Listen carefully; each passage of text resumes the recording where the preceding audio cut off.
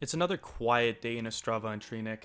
There are only 2 games today, but there are a ton of updates just away from the games today that need to be made. It was a heated one yesterday. First off, Finland. They have their eyes set on another steamrolling versus Kazakhstan today.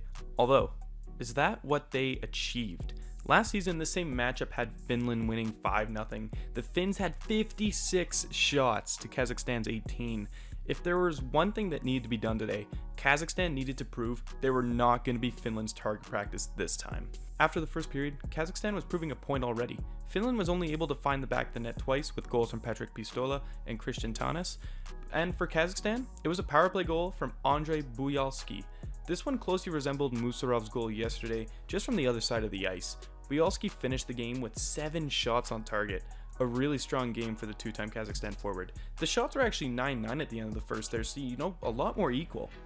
Much like Finland's game yesterday though, after the first, they really put it into full throttle after the intermission.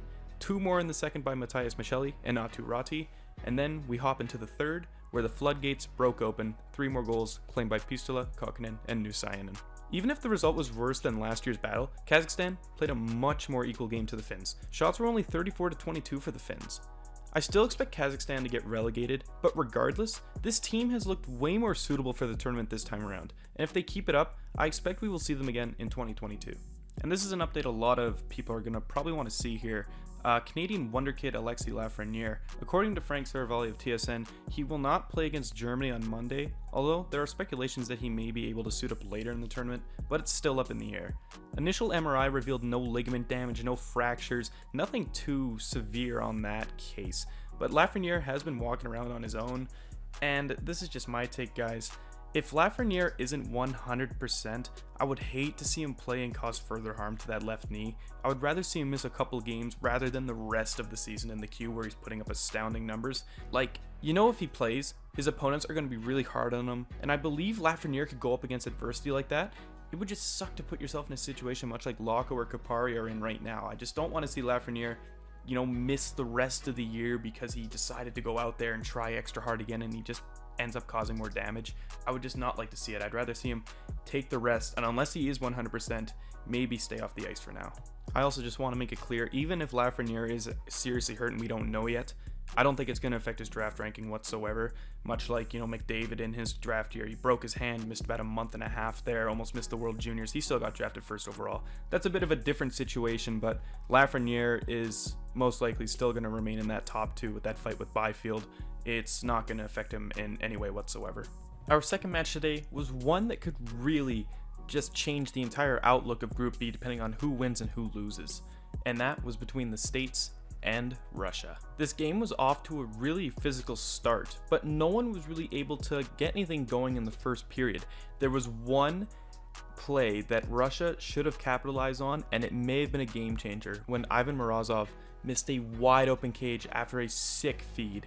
That could be costly. Fast forward to the second period where more penalties start to erupt from Russia there, and it would finally come and bite them in the ass when Artur Kaliev scores one that you would usually see him do in the OHL.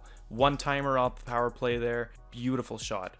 And an even more beautiful pass by Trevor Zagras again. He has been the state's best player, no doubt, this tournament. And then after this game, it seemed like it's going to be a real low-scoring game. 6 seconds later, Nick Robertson bats home a weak one. I have to say, Amir Miftakov should have had that one. Just trickles in through the middle of the net there when Miftakov was moving. Tough one for the Russians. We would then enter the third where the tough goals keep coming. Artur Kaliev scores another one. This one slips through Miftakov again. He gets more of it this time though, and it trickles in at about half a mile an hour. Another assist for Zagras, and it is now 3-0. On the Russian bench though, it was getting tense. Romanov was about to step up. You can see him on the bench there. Him and Zamula were getting really into it, punching and pushing each other, getting as hyped as they possibly could.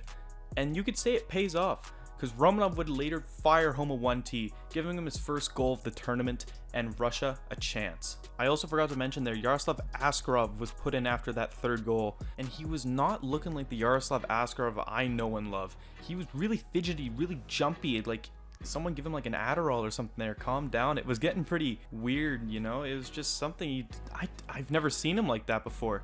I understand he's probably got a load of energy and he's really nervous, but that was just uncharacteristic. The Russians would see a couple more chances, but unfortunately, this game ends 3-1 for the Americans. Real tough for the Russians. That makes them 1-2. It's really funny, you know. The Russians lose to the Czechs lost to Germany. Germany lost to the States, but the States lost to Canada, and Canada lost to Russia, and it's just coming full circle. It's so weird in this group. Give Spencer Knight, though, a ton of credit. Coming back from that game against Canada, it really didn't look like him either, much like Askarov was in that last third period. But good on him. He was named player of the game, and I'm pretty sure we'll see him somewhere in the top players. We'll just fly into the top players now. First, like I just said, Spencer Knight, obviously a great bounce back game for himself. Arthur Kaliev is up next, 2 big goals.